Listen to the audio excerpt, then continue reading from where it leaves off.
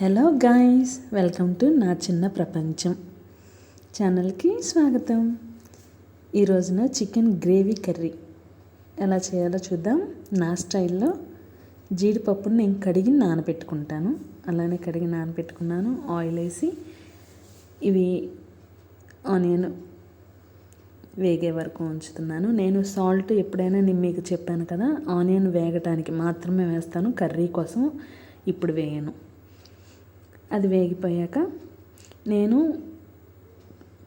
ఎండు కొబ్బరి కూడా నానబెట్టాను. ఆ క్లిప్ మిస్ అయింది, సారీ అండి.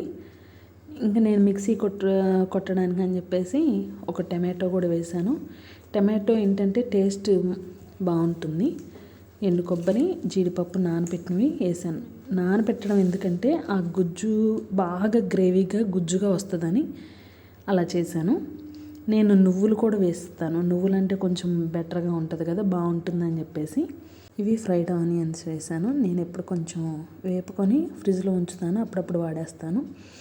ఇలా పేస్ట్ లాగా కొట్టేసుకున్నాను అనమాట. దాన్ని పక్కన పెట్టేసుకొని ఈలోపు మనకి ఆనియన్ వేగిపోయింది.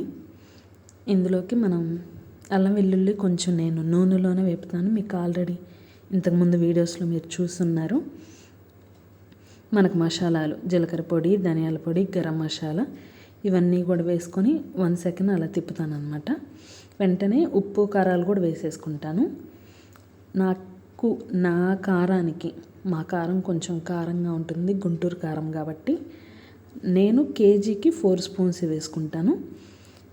సాల్ట్ తర్వాత అయినా వేసుకోవచ్చు, చాలకపోతే సాల్ట్ కాబట్టి మనం ముందుగానే కొంచెం వేసుకోవాలి. అది వేసుకున్న తర్వాత ఈ రుబ్బి పెట్టుకున్న పేస్ట్ ఉంది కదా, ఆ పేస్ట్ అంతా వేసాను. కొంచెం వాటర్ కలిపేసి అది కొంచెం వెంటనే ఆయిల్ పైకి వస్తుంది కానీ వెంటనే ఆపేయకూడదు. ఎందుకంటే మనం అన్నీ పచ్చివి రా వేసుకున్నాం కదా, అవన్నీ ఏమవ్వాలంటే బాగా వేగాలి. వేగాక మనం ఇప్పుడు చికెన్ వేసుకుందాం.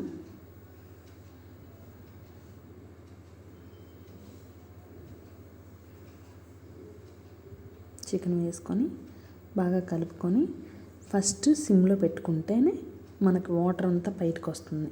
చూసారా, వాటర్ కొంచెం కొంచెం ఎలా వస్తుందో. తర్వాత ఆ వాటర్ అంతా వచ్చేసరికి ఇంకా మనం వాటర్ పోసుకోవాలి. ఆయిల్ వచ్చేసింది చూసారా పైకి. ఇప్పుడు మనం వాటర్ పోసుకోవాలి.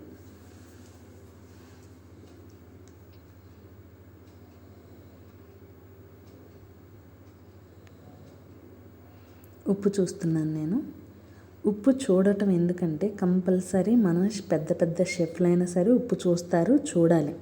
చూస్తేనే మనకి రుచి తెలుస్తుంది. తర్వాత ఎక్కువ తక్కువ మనం అప్పుడు సరి చేసుకోవడానికి ఉంటుంది. మేమేదో పెద్ద షెఫ్లో మేము అసలు టేస్ట్ చేయకుండా చేస్తామంటే కుదరదు, చేయాల్సిందే. ఉప్పు చూడాల్సిందే ఎవరైనా సరే. మనకు కావాల్సిన కన్సిస్టెన్సీ వచ్చిన తర్వాత స్టవ్ ఆఫ్ చేసుకోవడమే. చాలామంది ఇలా ఆపుకుంటారు. చూసారా పీస్ ఎంత మెత్తగా అయిపోయిందో. నేను ఇప్పుడు ఆపుకుంటాను అనమాట.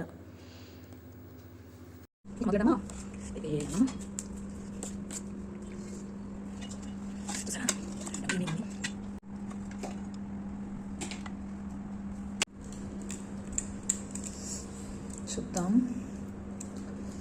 ఫస్ట్ పీసెస్ ఏమీ కాదు,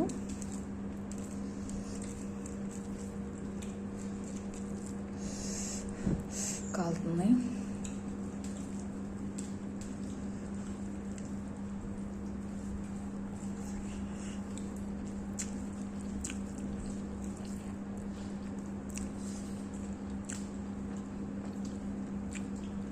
అబ్బా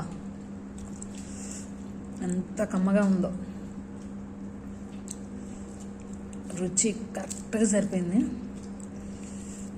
మనం వేసిన ఆ జీడిపప్పు, కొబ్బరి ఆ ఫ్లేవర్ అంతా తెలుస్తుంది క్లియర్గా. చాలా రుచిగా ఉంది.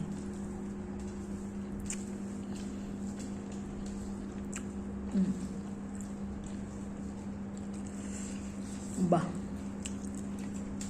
మాటలు లేవు.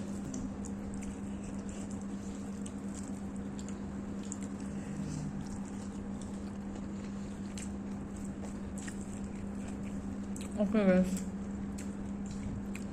మీకు నచ్చితే లైక్ కొట్టండి, సబ్స్క్రైబ్ చేసుకోవచ్చు కదా. బాయ్.